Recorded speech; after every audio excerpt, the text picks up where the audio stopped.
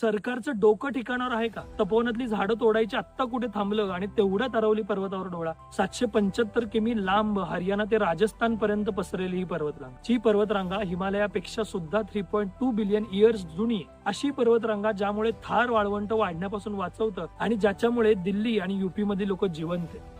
पण न्यायप्रिय सुप्रीम कोर्टाने असं ठरवलं की 100 मीटरपेक्षा उंच असणाराच अरवली पर्वत आणि बाकी सगळा अरवली पर्वत खाणकाम माफियांच्या घशात.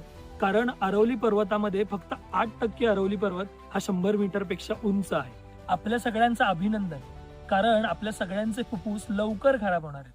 कारण आपली न्यायव्यवस्था आंधळी आहे आणि आपण सुद्धा आंधळेच आहोत. हजारोपेक्षा जास्त प्राण्यांची संख्या, 400 पेक्षा जास्त पक्ष्यांच्या जाती, हजारो जिवंत झरे, लाखो जुनी झाडे कोर्टाच्या एका निर्णयाने संपणार. आणि गंमत म्हणजे हा प्रस्ताव स्वतः पर्यावरण मंत्रालयाने दिला.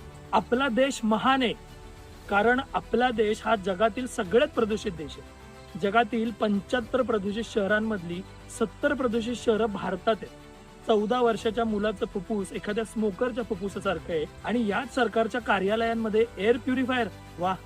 तपोवनची 1700 झाडं साधू ग्रामला, जयपूरची 2500 झाडं मॉलला, 1 लाख झाडं कन्वर यात्रेला आणि छत्तीसगड हसदेवीची 3.5 लाख झाडं अदानीला. ज्या सरकारला झाडं कशी लावायची हे माहिती नाही, ज्या सरकारला आपल्या आरोग्याशी काही देणं घेणं नाही, ज्या सरकारला तुम्हाला आम्हाला किड्या मुंग्यांसारखं मारायचंय, त्या सरकारची कान उघडणी केलीच पाहिजे.